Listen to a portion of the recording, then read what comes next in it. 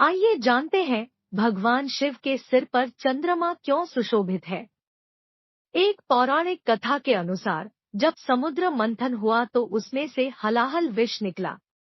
पूरी सृष्टि की रक्षा के लिए स्वयं भगवान शिव ने समुद्र मंथन से निकले उस विष को ग्रहण कर लिया, मगर विष पीने के बाद उनका शरीर विष के प्रभाव से अत्यधिक गर्म होने लगा। यह देखकर चंद्रमा ने उनसे प्रार्थना की कि वे उन्हें माथे पर धारण कर ले ताकि वो उनके शरीर को शीतलता प्रदान कर सके। पहले तो शिव ने चंद्रमा के इस आग्रह को स्वीकार नहीं किया, क्योंकि उन्हें लगा कि श्वेत और शीतल होने के कारण चंद्रमा इस विष की असहनीय तीव्रता को सहन नहीं कर पाएंगे। लेकिन जब चंद्रमा सहित अन्य देवता गणों ने उनसे बार बार निवेदन किया तो शिव ने स्वीकार कर लिया और चंद्रमा को अपने मस्तक पर धारण कर लिया। तभी से चंद्रमा भगवान शिव के मस्तक पर विराजमान होकर पूरी सृष्टि को अपनी शीतलता प्रदान कर रहे हैं। माना जाता है कि उसी विष की तीव्रता के कारण चांद के श्वेत रंग में नीलिमा घुल गई है, जिस कारण से पूर्णिमा की रात को चांद का रंग थोड़ा थोड़ा नीला भी प्रतीत होता है। एक अन्य पौराणिक कथा के अनुसार महान ऋषि दक्ष प्रजापति की 27 कन्याओं का विवाह चंद्रमा से हुआ था। ज्योतिष शास्त्र में हम जिन 27 नक्षत्रों को जानते हैं वे यही 27 कन्याएं हैं। इन 27 नक्षत्र कन्याओं में से सबसे अधिक सुंदर कन्या रोहिणी थी।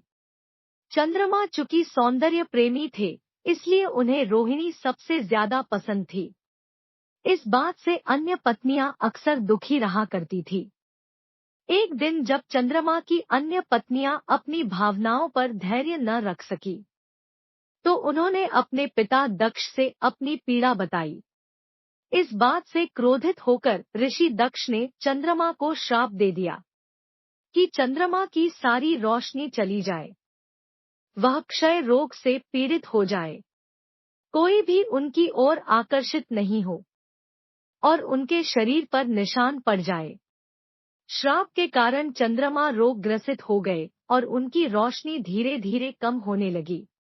चंद्रमा की हालत को देखकर नारद जी ने उन्हें मृत्युंजय भगवान आशुतोष की आराधना करने को कहा। चंद्रमा ने 6 महीने तक तपस्या की। तपस्या के अंत में शिवजी चंद्रमा के सामने प्रकट हुए और उन्होंने चंद्रदेव से कहा कि मैं पूर्ण श्राप को उलट तो नहीं सकता, लेकिन मैं श्राप को संशोधित कर सकता हूँ, ताकि आप अपनी रोशनी पूरी तरह से न खोए। शिवजी ने चंद्रमा को कृष्ण पक्ष में क्षीण होते जाने और शुक्ल पक्ष में उज्जवल होते जाने का वरदान दिया और स्वयं अर्धचंद्र को अपने सिर पर आश्रय दिया। कहा जाता है कि तभी से चंद्रमा शिवजी के सिर पर विराजमान है। शिवजी महाकाल है, जो स्वयं समय को नियंत्रित करते हैं। इसलिए चंद्र का घटाव और वृद्धि को भी नियंत्रित कर सकते हैं। इसलिए जिनकी कुंडली में चंद्र दोष है, उन्हें भगवान शिव की आराधना की सलाह दी जाती है। अगर आपको यह कथा रोचक लगी तो इस तरह की और पौराणिक कथाओं के लिए कृपया मेरे चैनल को लाइक और सब्सक्राइब करें।